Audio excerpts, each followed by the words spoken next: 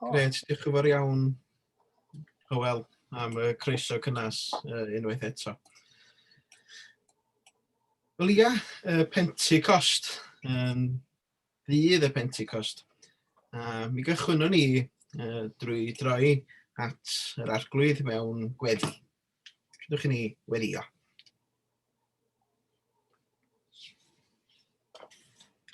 Boed fy nghalon i ti'n deml, boed fy ysbryd i ti'n nyth. Ac o fewn y drigfan yma aros Iesu aros byth. Gledd wastadol bydd dy bresenoldeb i'm.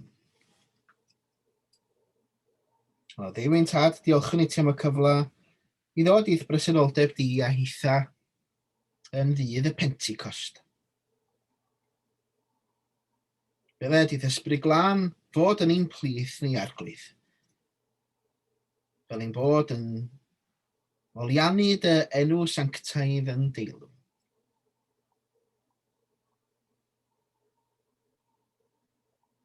Gofyn i ti arglwydd yn llenwi ni ad ysbryd glân di.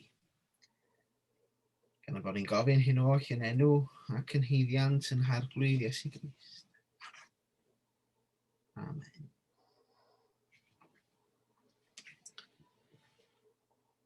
Mi ganwn ni yn hemyn gyntaf.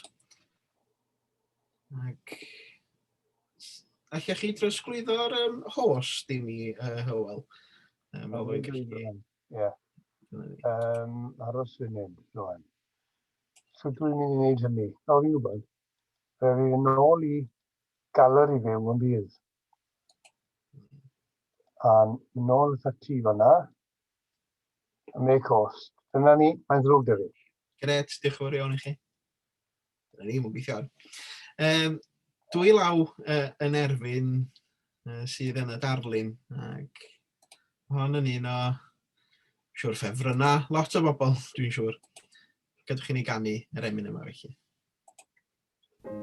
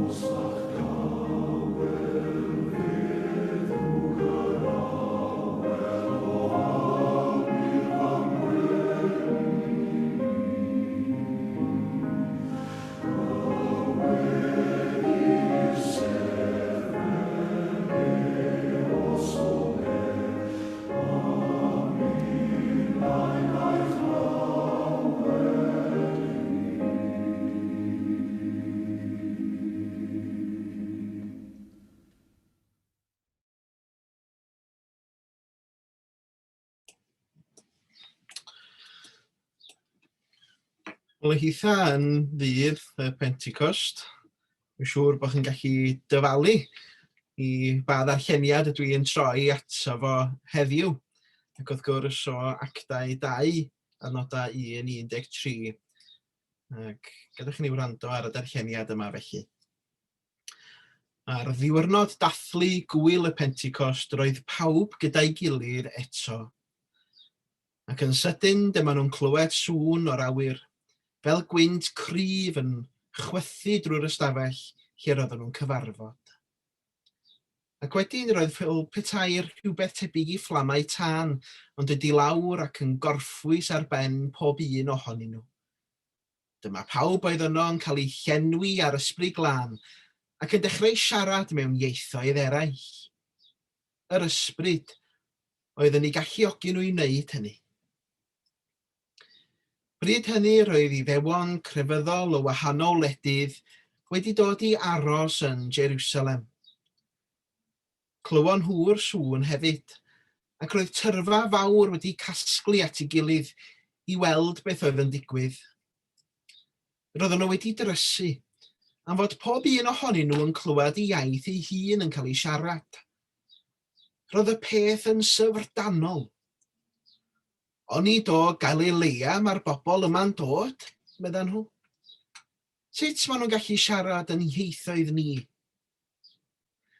Roedd Parthiaid yno a Mediaid, Elamitiaid, pobl o Mesopotamia, Judea a Cappadocia, Pontius ac Asia, Phrygia, Pamphylia, yr Aifft, a rhan o Libia sydd wrth ymyl Cyrene.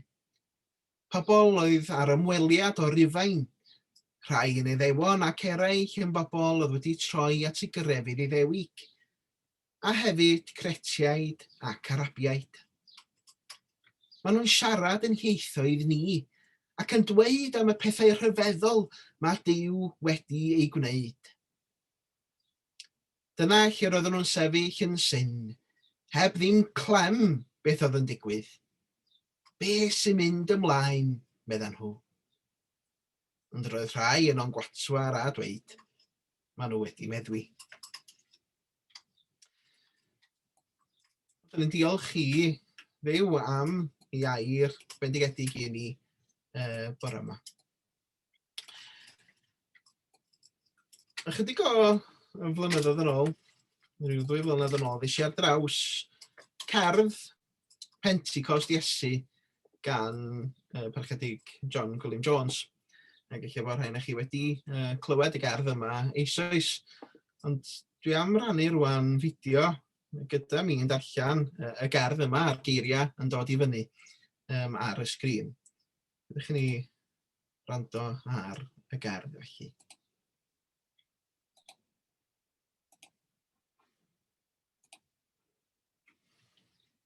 Pentecost Iesu gan John Gwilym Jones. Yn Jerusalem ein heddiw ni, clywir côr o ieithoedd. Clywn dafodiaeth y di ffydd a geiriau esmwyth y glastwryn glwdd. Parabl y di dduw a'r di ddim, a lleferydd yr amheuwr a'r sinig a'r penboeth gwyllt.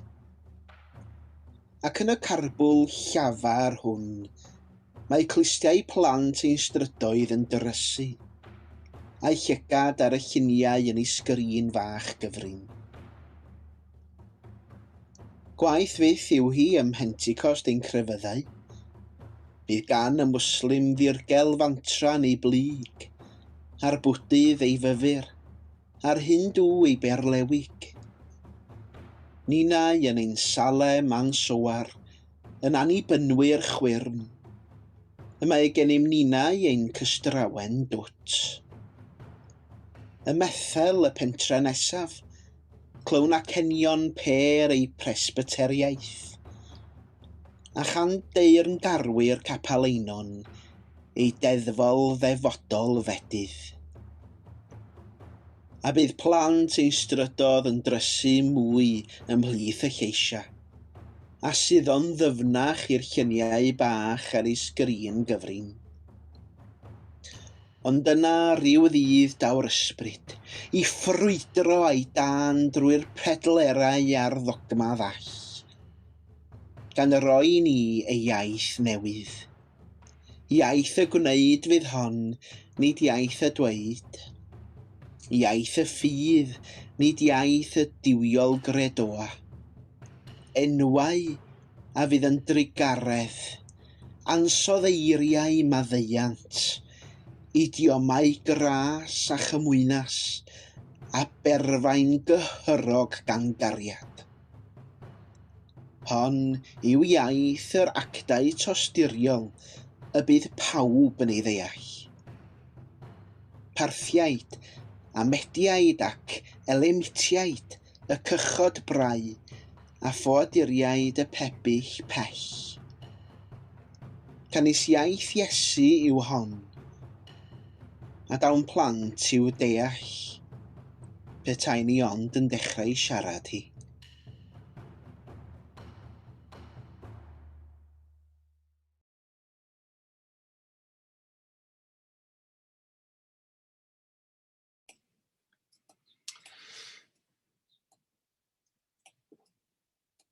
Mae hi yn gerdd nath gyffwrdd am i ychydig o flynyddoedd yn ôl, a dwi'n siŵr bod ti wedi cyffwrdd â chitha hefyd, a gwneud sôn mwy am y gerdd yna yn nes ymlaen.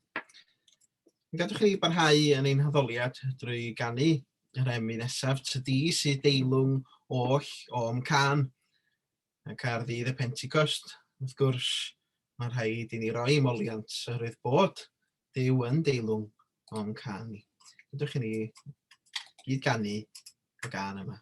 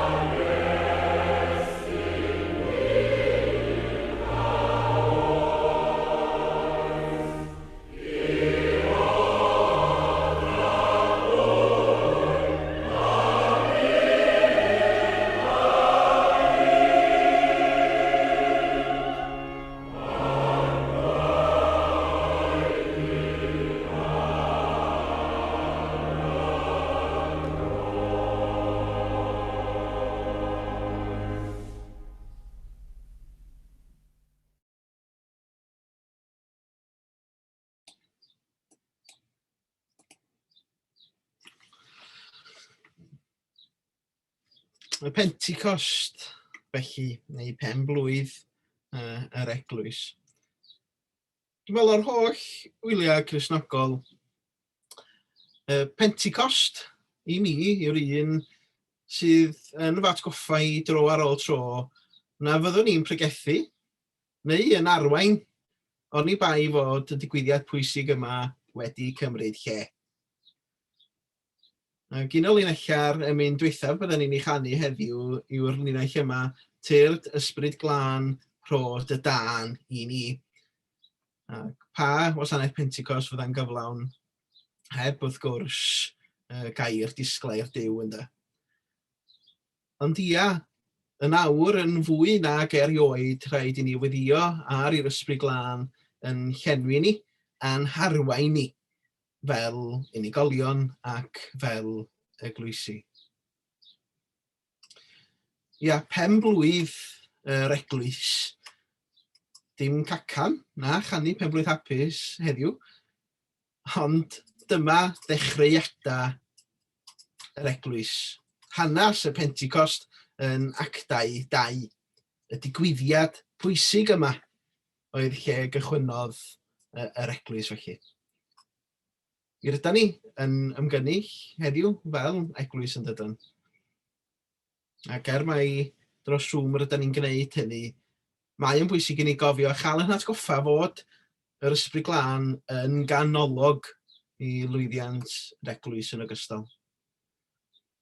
Mi rydw i'n cofio unwaith mynychu capel, na i ddim deud lle mae'r capel yma ar ddiwrnod y Pentecost, ond dwi'n cofio bod yn bresennol yn y gwasanaeth hynny ar ddydd y Pentecost a do'n am sôn am yr Ysbryd Glân o gwbl.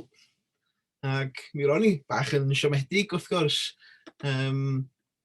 Ac o'n i'n deitha fan hyn, sa un frawddeg yn sôn am yr Ysbryd Glân yn ddigon i mi.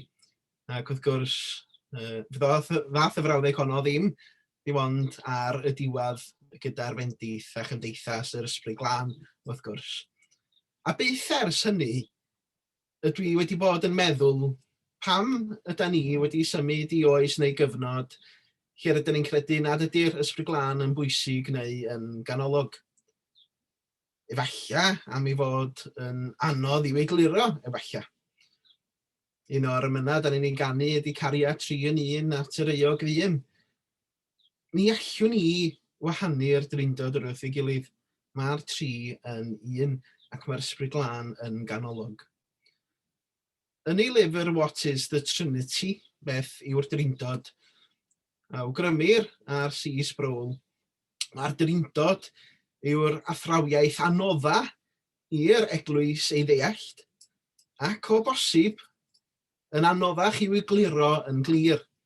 Ac eto mae'r athrawiaeth yn ganolog i'r ffydd Cristnogol. Mae R.B. Cooper hefyd yn deud hyn, mae athrawiaeth y drindod yn sylfaenol i'r ffydd Cristnogol. Nid yw'n ormodaeth cyfaddaf fod ein holl Gristnogaeth yn dibynnu arni. Mae hynny yn ddeud mawr yn dydy. Efallai ein bod ni yn euog dros y blynyddoedd diwethaf, ac efallai fel gweinidoggion hefyd yn euog o osgoi pregethu ar y drindod am ei fod yn anodd i'w egluro. Dwi'n cofio pam oeddwn ni yn tyfu fyny yn Salem Gaernarfon, a'r drindod yn cael ei egluro i mi felly. Ac mi ddwedodd rhywun wrtha i, dylan wyt ti yn un person wyt ti, ond mi rwyt ti'n 3 peth hefyd. Mi rwyt ti yn frawd, yn fab ac yn ewythr. Un person wyt ti, ond mi rwyt ti'n 3 peth i bobl felly. Ac mi oedd hwnna i mi yn egluro ychydig ar y drindod. Neu mae yna rhai yn trio egluro'r drindod hefyd fel stem, dŵr a rhew yn dydy. Dach chi wedi clywed pobl yn sôn amdano fo felly. Yr un peth ydy o'n i hanfod felly, ond bod yn cymryd ffurfiau gwahanol ynddo. Wrth i mi edrych ar yn testun ni heddiw o Actau 2, Mae'n ddigwyddiad sydd yn cydio yn fy nychymig i ers pan oedden ni'n ddim o beth. Mae cychwyn yr eglwys yn ddramatig. Ac efallai bod drama yn yngwaed i ers pan dwi yn ddim o beth ac dwi'n licio gweld rhywbeth dramatig iawn. Ond mae Jerusalem ar y Pentecost yna yn berwi o bobl, o bob man, o wledydd gwahanol i gyd. Ac yr oedden nhw yna yn dathlu'r y siafot gwyl, y Pentecost ynde. Dyma prif wyl y cynheuaf sydd yn digwydd ar ddiwrnod 50 diwrnod ar ôl y blaenffrwyth. A'r hyn welwn ni ydy fod pobl wedi ymgynnull gyda'i gilydd. Yr apostolion hynny ydy dilynwyr Iesu Grist. Da ni'n cael gwybod yn union pwy oedd yn yr ystafell yna, ond o bosib y disgyblion yr apostolion, dilynwyr Iesu, Mair Magdalen, wrach hefyd. Ac mae yna rhywbeth tebyg i wynt cryf yn llenwi'r ystafell, a mae rhywbeth sydd yn dybygu i fflamau tân yn glanio ar bob un ohonyn nhw. Ac yma nhw'n cyhoeddi pethau gwych mae'r Meseia wedi wneud mewn ieithoedd gwahanol.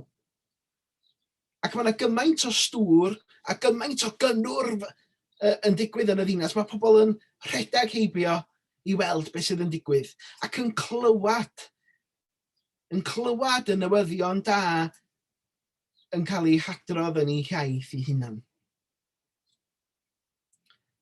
Sgwn i sut brofiad fysa wedi cael bod yno ynde. Ers croeshoeliad yr arglwydd Iesu a'r atgyfodiad, mi oedd yr apostolion wedi bod o dan yr eidar, wedi bod yn low-key, yn cuddio, yn hau i gilydd. Ddim cweit yn siŵr beth i wneud. Ac wedi Iesu gael ei ddyrchafu yn ôl at y tad, roedd gorchymyn iddyn nhw i ddisgwyl am arweiniad yr Ysbryd Glân.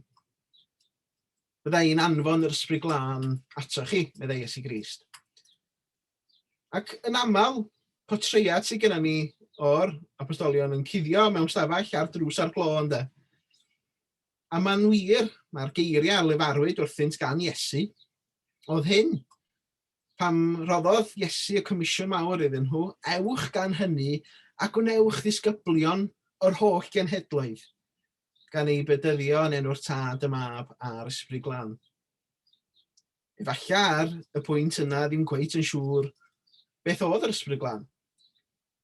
Ond roedd yr arweiniad yn glir. Ond sut oedden nhw'n mynd i wneud hynny? Sut oedden nhw'n gallu gwneud hynny? Heb Grist wrth eu hochr nhw. Tasg oedd yn edrych yn amhosib a fynta bellach wedi esgyn at y tad ynde. Yr ateb wrth gwrs ydy trydydd person yn Drindod ynde. Yr Ysbryd Glân, Crist gyda ni, y galluogwr ynde. Mae Ioan 16:7 yn deud hyn, ond credwch chi fi, mae o fantais i chi fy mod yn mynd i ffwrdd, medde Iesu. Os gwna i ddim mynd, fydd yr un sydd yn sefyll gyda chi ddim yn dod. Ond pan a fi, bydda i'n ei anfon atoch chi. Mae'r galluogwr rwan, yr Ysbryd Glân, gyda'r gallu i arwain yr apostolion, i genhadaeth ac i gyflawni'r comisiwn mawr. Ac 21:8, ond bydd yr Ysbryd Glân yn disgyn arnoch chi ac yn rhoi nerth i chi i ddweud amdana i wrth bawb. Yn Jerusalem, a Judea, yn Samaria a drwy'r byd i gyd.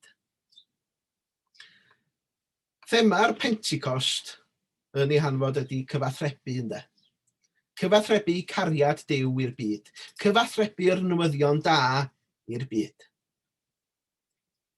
Pan oeddwn ni ar training emission gyda ECOM yn ei Africa ac India, roedd yna 12 ohonan ni o 12 gwlad gwahanol yn rhan o'r grŵp yna. Ac roedd yna wastad un can oedden ni'n ei ganu gyda'n gilydd. ac mewn ieithoedd gwahanol. A'r gan honno oedd yn Saesneg Walking with Jesus. Felly bod chi wedi clywed y gan yna. A mae'n mynd Walking with Jesus, walking every day, walking all the way, walking with Jesus along. So rhaid i chi wedi clywed y gan yna. Mae'n gan poblogaidd iawn sy'n cael ei chanu mewn lot o lefydd. Ond wrth gwrs, oedden ni'n canu hwnna yn y Saesneg, ond wedyn oedd rhaid i bob un yn ei gyfieithu i bob un iaith oedden ni'n gallu siarad gyda'n gilydd. Ac wrth gwrs, cerdded da Iesu, cerdded pob dydd, cerdded mewn ffydd, cerdded da Iesu, cerdded da Iesu wnawn ni. Rhyngddo ni, roedden ni'n siarad 27 o ieithoedd gwahanol. A fi, ond yn gallu cyfrannu dim ond y Gymraeg a'r Saesneg yn y fan honno. Ond mi roedd o yn brofiad braf iawn, ac roedden ni wrthi am hydoedd, am oriau yn mynd drwy pob un iaith ac yn canu'r gan yma. Pwy welodd o ryw revision neithiwr? Na, rhai na chi ddim, rhai na chi wedi. Ond ia, pan ydw i yn gwylio ryw revision, mi rydw i wrth y modd gyda gysylltiad oherwydd yr amlieithrwydd sydd yn rhan ohono fo. A dwi'n credu tasa ni fel grŵp o 12 wedi canu'r gan yma mewn 27 iaith gwahanol, dwi'n siŵr y bydden ni wedi ennill. Ond ia, roedd clywed y gan yn cael ei chanu mewn 27 gwahanol yn codi rhyw ias oer arnoch chi felly, oherwydd roedd y gallu ganddo ni i gyfathrebu mewn 27 iaith gwahanol. Y gallu ganddo ni i gyfathrebu cariad Duw mewn 27 iaith gwahanol. A mae hynny i mi yn rhywbeth dwi'n dal i drysori heddiw. Yn ei gerdd Pentecost Iesu gan John William Jones, mae'n sôn yn dydi am blant ein strydoedd wedi drysu yn ein credoa a'n carbwl llafar. Ac wrth gwrs mae'n mynd ymlaen i ddeud, ond ryw ddydd daw'r ysbryd ynde, i ffrwydro i dan drwy'r pedlera a'r ddogma ddall gan roi i'n iaith newydd. Ac wrth gwrs mae'n mynd ymlaen i ddeud, iaith y gwneud fydd hon nid iaith y dweud, iaith y ffydd nid iaith y diwiol gredoa, enwa fydd yn dirgaredd, ansoddeiriau maddeiant, idioma gras a chymwynas, a berfain gyhyrog gan gariad. Wrth gwrs, yn y Pentecost cyntaf, un i'r disgyblion, dath yr Ysbryd Glân i arwain yr apostolion i gyfathrebu yn fwy effeithiol. Maen nhw'n siarad i'n ieithoedd ni ac yn dweud am y pethau rhyfeddol mae Duw yn ei gwneud. Mae'r gerdd Pentecost Iesu wedi cyffwrdd yn fawr yno. Yn enwedig y geiriau sydd yn dweud iaith y gwneud fydd hon nid iaith y dweud. Mae cymaint o sôn y dyddiau yma am fentro, am wneud pethau o'r newydd, am addasu ac yn y blaen. A cymaint o gymunedau a phobl gwahanol efallai fod yr eglwys yn gyffredinol wedi bod yn euog o'i cau allan. Efallai wedi bod yn euog o dweud does dim lle i chi yma. Ydyn ni wedi gofyn y cwestiwn beth mae'r gymuned a phobl o gymunedau gwahanol yn meddwl amdano ni?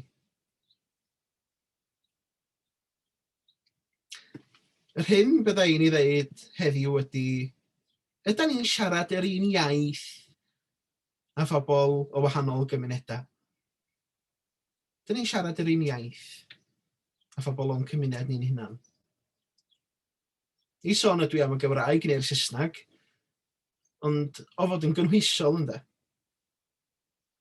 At bwy mae'r Efengil yn cyrraedd?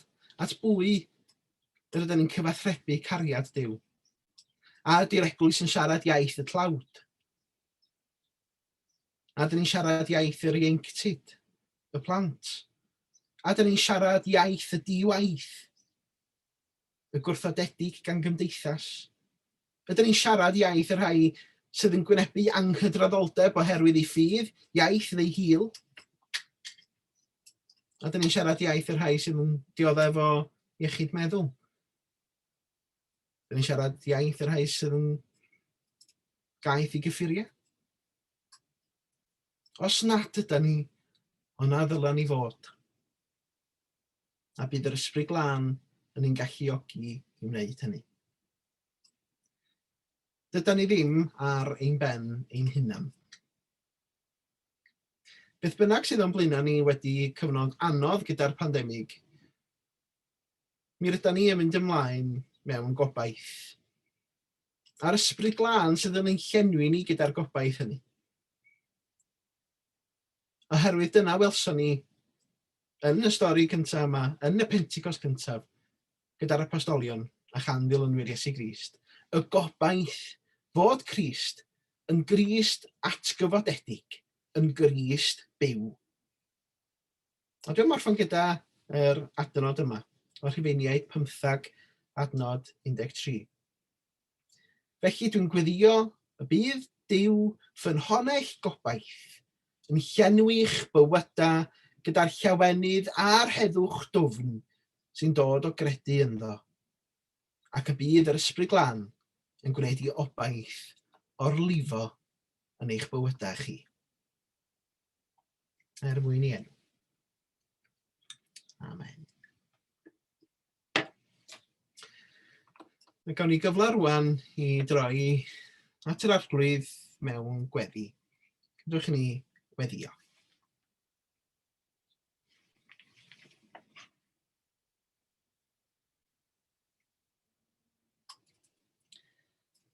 Anadla anadl ior, llanw fy mywyd i, fel byddwn nghariad i am gwaith yn un ar eiddo ti.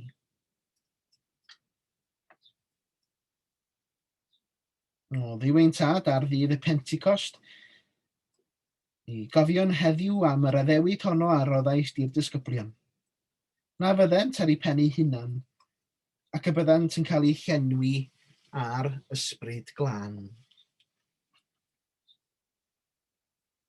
Bydd athrwn heddiw gyda Christnogion ar draws y byd, enedigaeth yr Eglwys.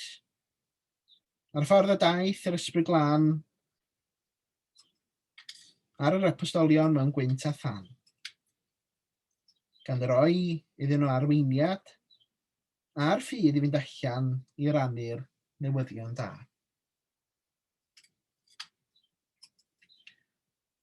Anadla anadl ior, rhoi mi galon byr, a gwnaf ewyllus dan dy law yn gadarn fel y dyr. I arglwydd bydde di ysbryd glân heddiw, llenwi ein calonnau a chariad a dewrder i rannu'r newyddion da heddiw. Fel roedd yr apostolion yn barod i gychwyn antur newydd drwy gychwyniad yr Eglwys, ydyn ni'na hefyd yn barod i gychwyn o'r newydd, a pharhau glodfori di mewn addoliad ac mewn gwasanaeth.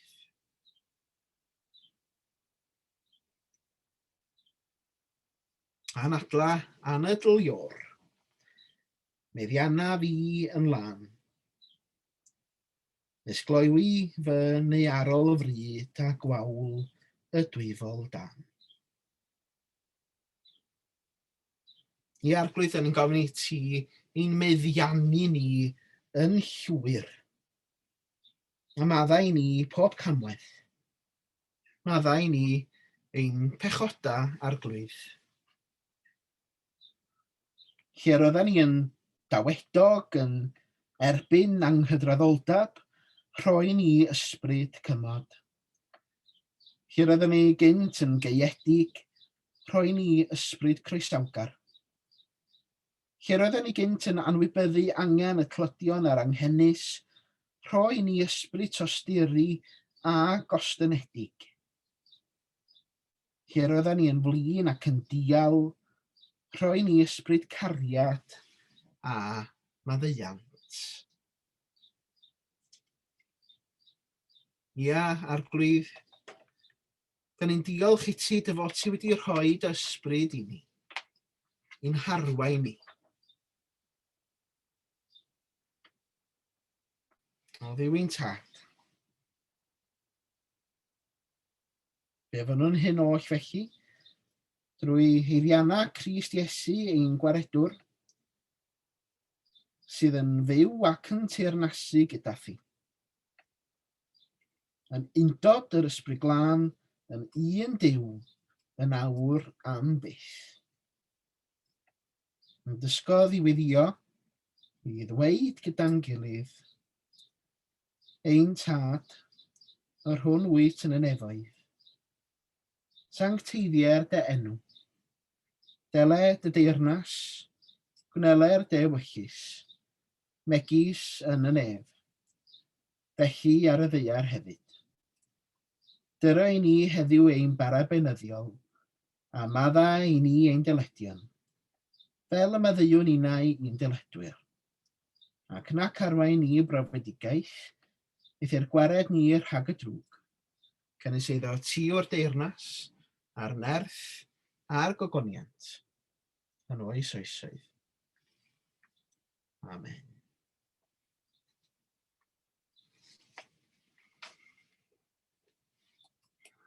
Mae gen i gyfle rwan i ganu ein hemyn olaf, gair disglair Duw. Ydych ni gyd ganu yr emyn yma felly.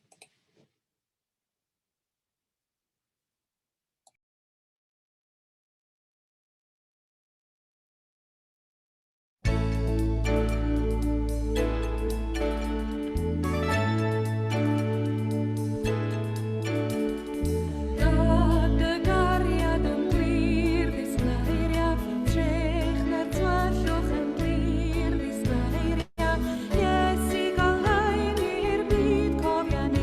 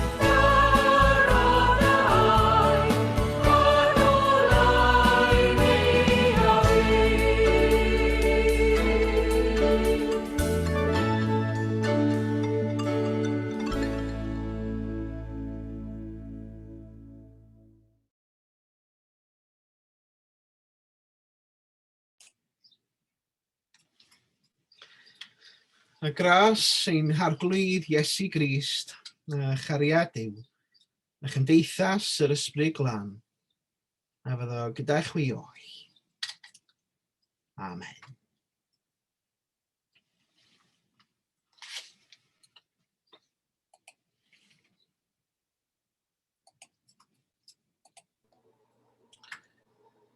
Dyna ni wedi trosglwyddo ar y ôl i chi, Hywel. Diolch yn fawr, Dylan. A diolch y bore yma eto am yr oedfa ac am yn harwen ni i feddwl am ystyr y Pentecost ac am yn